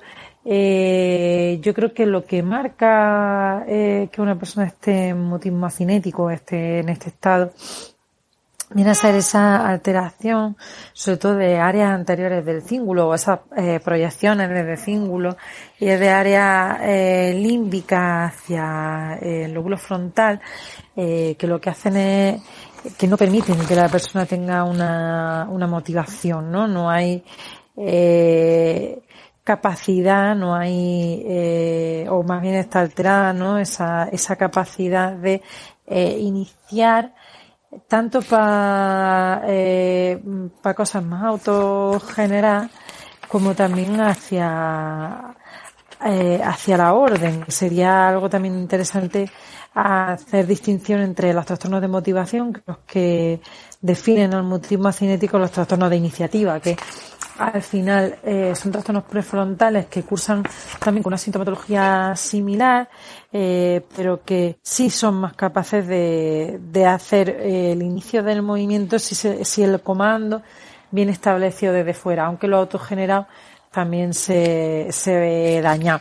Que quizás sea pues el paradigma de esto sean esas personas a las que le hacían esos daños órbidos frontales con clásica técnica del picahielo de principios del siglo pasado de la psiquiatría, ¿no? De los árboles de la cirugía en pacientes psiquiátricos, y que por seguir dando así referencia, ya que ha estado hablando Paula de un libro y de una peli, pues se ve también bastante bien en Alguien voló sobre el nido del cuco, que bueno, pues era la psiquiatría de esos inicios de siglo, y se describe bastante bien esa cirugía, las que se llevaban por delante el lobito frontal.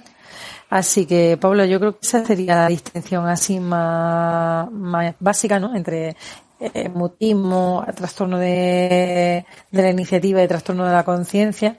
Y en este caso, pues eso, hablando de que las personas con mutismo, al final lo que tienen una dificultad en el inicio del movimiento, y claro, pues eso puede parecer como que no hay una conciencia, pero lo que no hay al final es como esa motivación por moverse. Sí, al final el mutismo rígido cinético también es una circunstancia muy importante de hacer un buen diagnóstico diferencial, porque es lo que tú has comentado, ¿no? Que me ha gustado mucho como lo has llamado, que no es tanto que tenemos que tener claro que tanto el locking como el mutismo cinético no estarían englobados dentro de estados alterados de conciencia, sino de dificultades en cómo la persona es capaz de emitir, ¿no? Una respuesta concreta ante unas demandas específicas del entorno. Y en esta última clasificación sería donde estarían más englobados tanto el locking como el mutismo. Yo, por retomar un momentillo el locking, creo que es importante lo que ha dicho Juan, de que no se considere como un estado alterado de conciencia, porque son personas que a nivel cognitivo en un principio están muy bien, porque si las consideramos así podemos perderlas. Es decir, si tú al final tratas a una persona por el sesgo, digamos, la creencia que tú tienes de cómo esa persona se puede expresar, al final lo que puedes lograr es que esa persona se te pierda y que no quiera realmente interaccionar con el entorno, ¿no? Por eso yo he comentado tanto la película como el libro, porque es súper bien también, como ha dicho Juan, cómo se preserva, ¿no? Esa mirada, y ahí es conforme empiezan a conectar con él y este hombre, por suerte, empieza a salir. De hecho, si no recuerdo mal, el libro en el que está basado la película y que es el que está publicado también, creo que lo publicó él con la ayuda de su logopeda. Generaron un sistema de comunicación basado en el abecedario, donde él pestañeaba o hacía un pequeño gesto con los ojos cuando la logopeda decía la letra que él quería, con la que él quería expresarse, hasta formar palabras y frases. Es decir, aquí ya podíamos ver, como decía Juan, ¿no? Ese estado cognitivo que está tan bien, ¿no? Que hay una working memory ahí abasteciendo a un sistema en el que una persona te está diciendo constantemente el abecedario y tú tienes que ir recordando cuál fue la letra que le dijiste antes, esperarte a cuál es la que viene ahora, porque quieres formar una palabra, así una frase, así un párrafo, hasta terminar escribiendo un libro, ¿no? Como hizo este hombre. Y yo también, cuando en su momento estuve viendo cosas de locking, hubo una cosa que me llamó mucho la atención, que también está muy relacionada con lo que ha comentado Juan, que es cómo incluso al final, como es un problema motor, pero parece ser que en algunos casos, conforme la persona, digamos, va mejorando, entre comillas, en algunos casos el pronóstico un poquito de mejora de este estado, hay veces que puede llegar a mover también un poco los dedos, ¿no? Yo recuerdo que en su momento a mí me sorprendió mucho decir, vamos a ver cómo una persona puede mover los dedos si a lo mejor está paralizado de cuerpo, pero efectivamente por esas vías compensatorias, ¿no? O esas vías remanentes que quedan ahí a nivel motor, se puede observar en algunos casos de locking en los que ocurra esto. Y luego también con el mutismo acinético, que también es una circunstancia complicada, ¿no?, de ver y de tratar en algunos casos. Es cierto que hay, como ha comentado Yolanda, ¿no?, la dificultad principal estaría en ese componente de motivación, pero no motivación entendida como yo tengo ganas de hacer cosas o me apetece hacer esto o me encuentro más motivado para hacer lo otro, sino la motivación como ese flujo de energía que sube y se termina de comunicar con un sistema frontal de corte más ejecutor, ¿no? Es decir, al final, efectivamente, parece que lo que ocurre es que esas áreas cinguladas se encuentran alteradas de tal manera que a la persona le cuesta mucho generar estados de acción, digamos, para interaccionar con el entorno, ¿no?, para dar respuesta a lo que hay en el entorno. Y entonces la persona también podemos decir que a lo mejor se encuentra como un poco paralizada en algunas ocasiones porque es incapaz de emitir una respuesta hacia una demanda concreta que se le está pidiendo. Sí que es cierto que a lo mejor los niveles de coherencia a nivel cognitivo en este estado no son, digamos, iguales que lo que pueda haber en un locking, ¿no?, que también suele cursar estos estados de mutismo acinético con problemas cognitivos, pero sí que es cierto que son personas que también se encuentran como un poco atrapadas dentro de las circunstancias, ¿no?, en la que están. Yo, de hecho, recuerdo un caso de mutismo rígido acinético donde efectivamente en la valoración de fisioterapia a esa persona se le dejaba con los brazos extendidos y era incapaz de volver a ponerlo en su estado normal.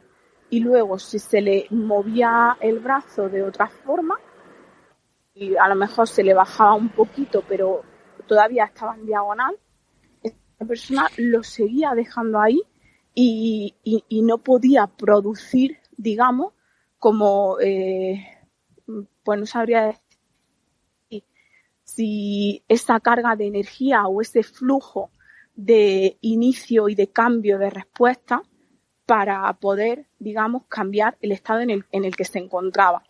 Importante también hacer diagnóstico diferencial con el componente frontal, ¿no?, que comentaba también Yolanda, porque tampoco es lo mismo, aunque haya casos en los que a nivel de conducta sí que nos parezca que estamos observando las mismas cosas, pero no subyacen las mismas condiciones a nivel cerebral ni a nivel, por lo tanto, de lo que le está pasando a la persona realmente, ¿no? Yo creo que ahí pues podríamos ir, digamos, diferenciando algunas de las claves que nos pueden ayudar a razonar si nos encontramos con un estado o con otro.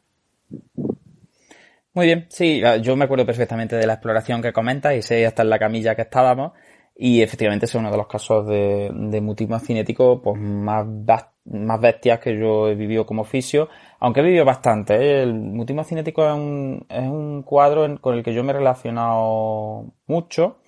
Y bueno, del locking ya lo hemos dicho todo básicamente, del enclaustramiento, pero como decía Paula, para que os hagáis una idea, yo recuerdo el primer paciente con enclaustramiento que viví, que era una persona a la que le poníamos en una pizarra gigante delante, le dividíamos la pizarra en 4 cuadrantes y empezábamos con respuestas simples en plan, ¿cómo te llamas? Y le poníamos distintos nombres en los cuadrantes y él tenía que mirar su nombre, ¿no? Entonces ya nos llamaba la atención de, míralo, siempre mira su nombre, ¿no? Hasta ya un momento en el que le podíamos raíces cuadradas y cálculos complejos y seguía dando la respuesta correcta. O sea, es que estaba completamente conectado y era capaz, ya te digo, de jugar al 50x15 con nosotros en esa macropizarra. Y era una persona con una tetraplegia completa, con una anartria completa y que era incapaz de comunicarse de ninguna forma porque no podía mover nada excepto los ojos. Y yo me acuerdo perfectamente ya con mi compañera Inma Vico allí aquellas tardes el neurólogo flipando en colores, mirándonos, diciendo, pero ¿cómo habéis dado cuenta de esto? Y era como, pues mira, porque pasamos mucho tiempo con él y nos daba la sensación de que esta mirada no era la mirada de una persona en estado de mínima conciencia. Entonces, y ya te digo, llegó un momento en que ya, profundizando, como en plan, venga, vamos a por más y contrimás, es que ya le poníamos, ya te digo, cálculos matemáticos complejos en la pizarra y nos daba perfectamente la respuesta. Yo creo que es muy importante en el mutismo cinético, volviendo un poco al mutismo, y porque ya se nos está yendo un poquillo la hora, pero vamos, yo estoy encantado de estar aquí con vosotros. También distinguir, porque una cosa es el mutismo cinético como conducta, y como decía Paula, ¿no? El mutismo cinético como conducta es una falta de iniciativa, es una falta de motivación intrínseca, es una falta de que el paciente se ve como obligado por el entorno y por las circunstancias a comportarse de una determinada forma, porque al final es como lo que ella decía, de forma interna no puede lanzar algo que rompa la inercia que lleva, sea pues para colocar una postura, sea para moverse, sea para responder de una determinada manera.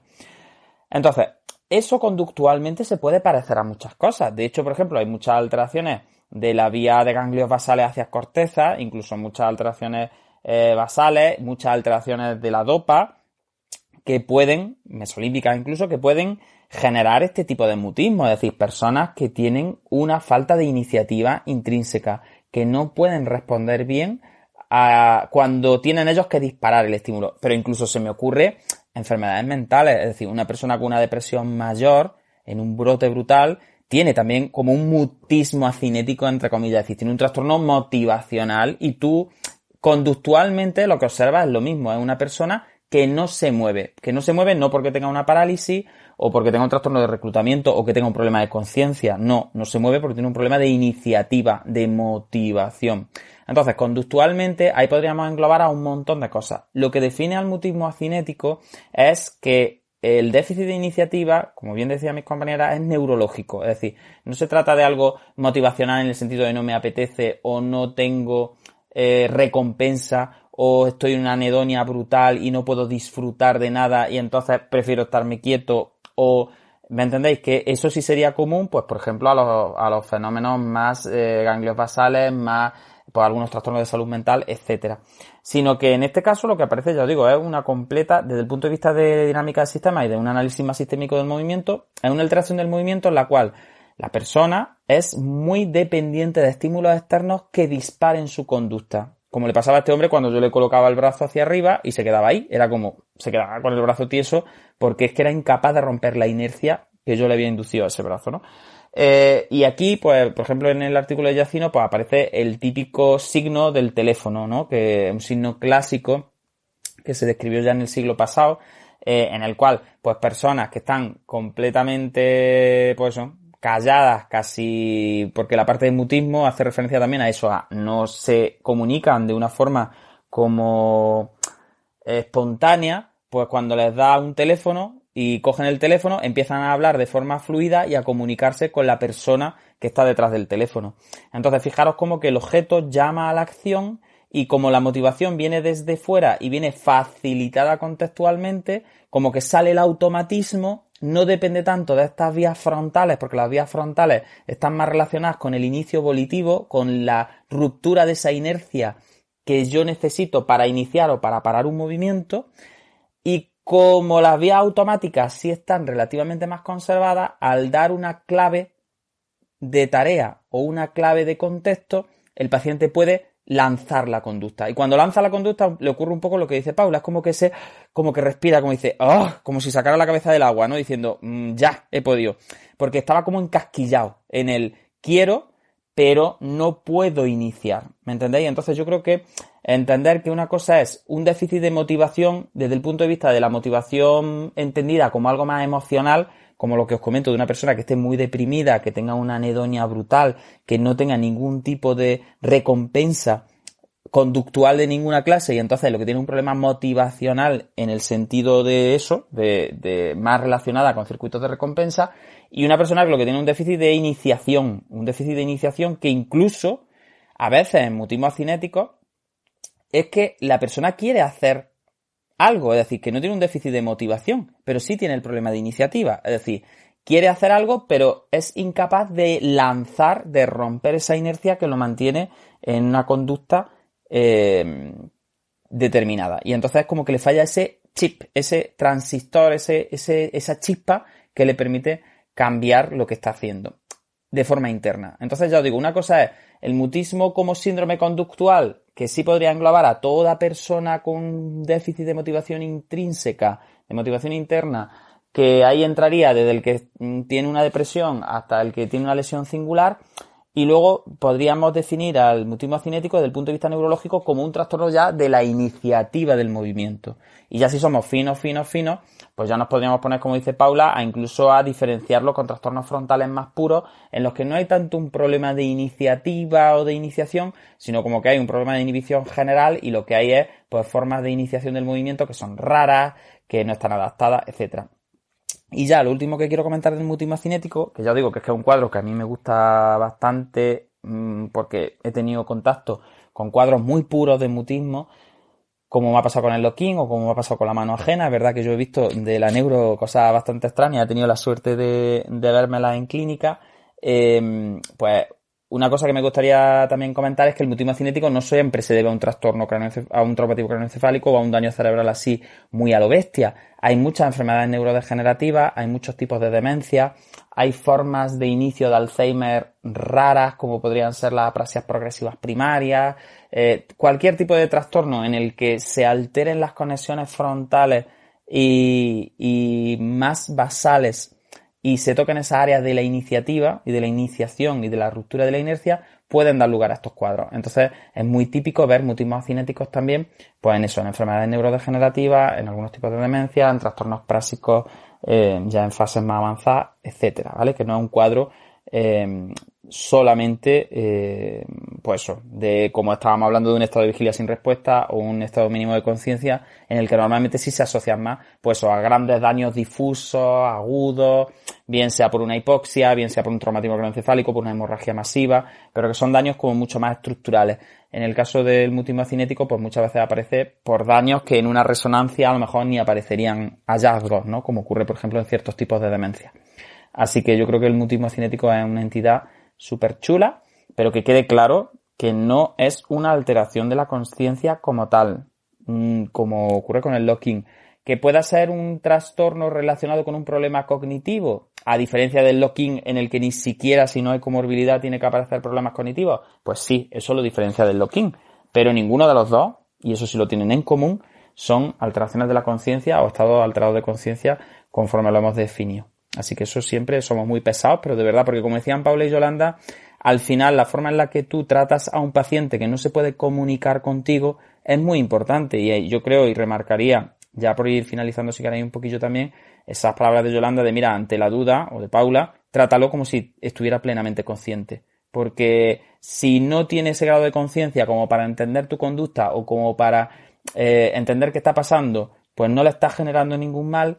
Y si realmente esa persona tiene un grado de conexión suficiente como para entenderte y para saber lo que está pasando, pues por lo menos no le estás, o sea, lo estás tratando con dignidad, lo estás tratando como a un ser que siente a un nivel más elevado. Es decir, en el sentido ese de, no es lo mismo que yo llegue y vaya con prisa y trate de forma rutinaria, que no se debe tratar a nadie, a ningún ser humano, aunque esté en estado de coma más profundo del mundo, no se debe tratar nunca como ya está, como yo llego allí y no hablo y no sé cuánto, pero es cierto que si en vez de estar en estado de coma y yo llegar allí y no hablarle, está en un lock-in o está en un estado de mínima conciencia, pero en un momento en el que está bastante conectado, pues efectivamente el daño es mayor porque esa persona está más conectada y es más consciente de hacer juicios y puede sentirse pues más tocado en su dignidad. Entonces, ante la duda, siempre tratar a todo el mundo, esté en el estado en el que se encuentre, como si os estuvieran mirando a los ojos y os estuvieran pidiendo cuentas y como si os estuvieran grabando y echándolos por la tele en prime time. Yo siempre lo digo, portaros siempre, porque al final yo creo que eso es muy importante. Y yo creo que tiene que ser un toque de atención también a la calidad de tratamiento que le damos a las personas con estados alterados de conciencia. Porque si ya dije al inicio del capítulo que la conciencia es un misterio y que no hemos sabido definirla todavía, pues tenemos que ser muy, muy cautelosos, tenemos que ser muy precavidos cuando tratamos a personas diagnosticadas y con esta etiqueta, porque si no sabemos lo que es la conciencia, tampoco podemos tener muy claro lo que son los trastornos de la conciencia. Así que, chicas, son las 10 menos 10, no sé si nos hemos dado cuenta. El tema yo creo que es chulísimo, yo creo que esto se merece un conciencia 2, 3, 4, todo lo que nos apetezca de vez en cuando, pero nos tenemos que ir. Así que abro turno de intervenciones y nos despedimos si os apetece. Hemos cogido al Manuel ahí y lo hemos arrinconado un poco. Yo no sé si, Manuel, ¿estás por ahí todavía? Han llegado las mujeres y me he ido con ellas, contra todo pronóstico, ¿eh? Hay que ver, no hay quien me conozca. Manuel, te hemos podido, como te hemos callado la Paula y yo tanto. En fin, pobrecito Manuel. Míralo, el Manuel que está en mutismo cinético ahora mismo, el pobre. Pero no es mutismo cinético, es miedo puro y duro. Será o Loki, no sé yo qué será muy bien. No, hombre, es que yo, cuando Yolanda y Paula empiezan a hablar, me tengo que callar, saben demasiado para el nivel. Entonces yo me callo, estoy aquí muy tranquilo, escuchando y aprendiendo mucho. Pues nada, chicas, os dejo a vosotras despedir el episodio. Yo simplemente os emplazo al miércoles que viene, que es por primera vez en la historia de Neurofisio Club, os puedo anunciar el tema de un programa la semana de antes. Vamos a hablar de enfermedades poco frecuentes. Vamos a tener un programa muy chulo, yo creo que puede ser el programa de cierre de temporada, porque vamos a estar con Isabel, que está por ahí abajo, y con otra gente que está muy metida en el tema de enfermedades raras. Vamos a hablar sobre Wolff-Hitchcock, vamos a hablar sobre síndrome de Rett, vamos a hablar también sobre Late y vamos a hablar sobre PECAM.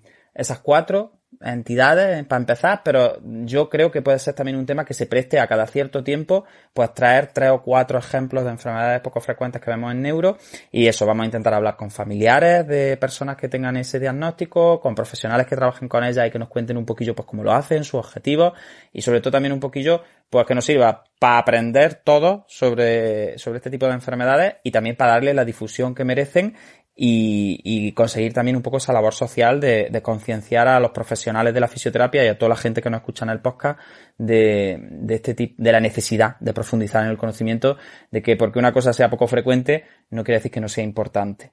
Así que yo os emplazo al miércoles que viene, que por primera vez, ya os digo, os puedo anunciar, fíjate, está muy reconocible, os puedo anunciar el tema ya a las 8 de la tarde, el día 14 de julio.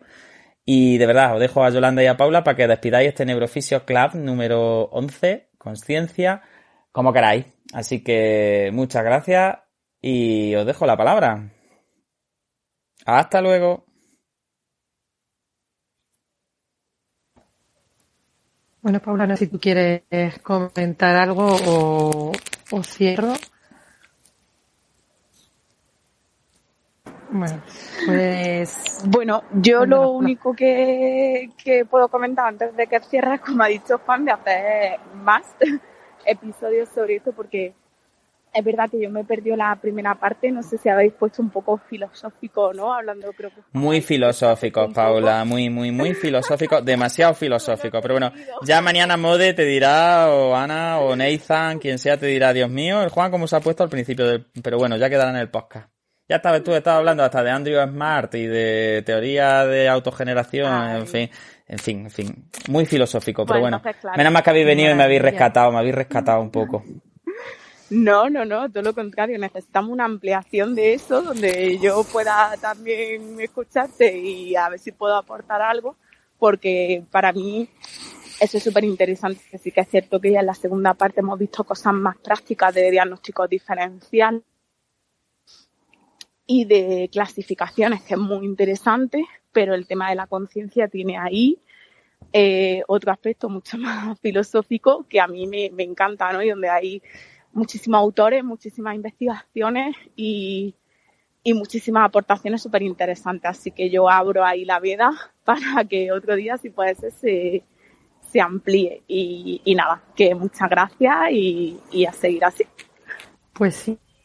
Sí, ampliaremos por ahí. Yo creo que se queda también un poco en el tintero, que hemos estado hablando un poco de formas de diagnóstico, formas de abordaje, incluso de las personas que tienen estado alteradas de la conciencia, esa filosofía de la que habla, incluso aspectos incluso éticos, ¿no? De abordaje que quizás sea, como decía antes, Juan, interesante de llamar un poquillo la atención. Y bueno, como da para bastante, pues si os apetece enviarnos cosas de las que queráis que hablemos, y si no, pues ya habéis visto que nosotros también tenemos bastante carrete para hablar de este tema y que se merece bastantes más episodios. Sin más, pues resumir un poco que la conciencia es una gran desconocida, como decía Juan, que necesitamos indagar mucho más para entender cómo el sistema nervioso es capaz de ser consciente de lo que nos rodea y de nosotros mismos.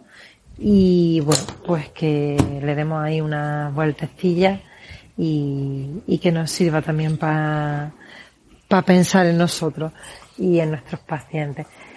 Nos vemos el miércoles que viene hablando de enfermedades poco frecuentes. Muchas gracias por haber estado, muchas gracias por haber aportado a las personas que estáis aquí y a las que luego también nos escucháis en el podcast. Y nada, pues gracias por seguirnos y nos vemos en una semanita. Hasta luego. Hasta luego. Adiós. Portaros bien, un besico. Adiós. Hasta luego.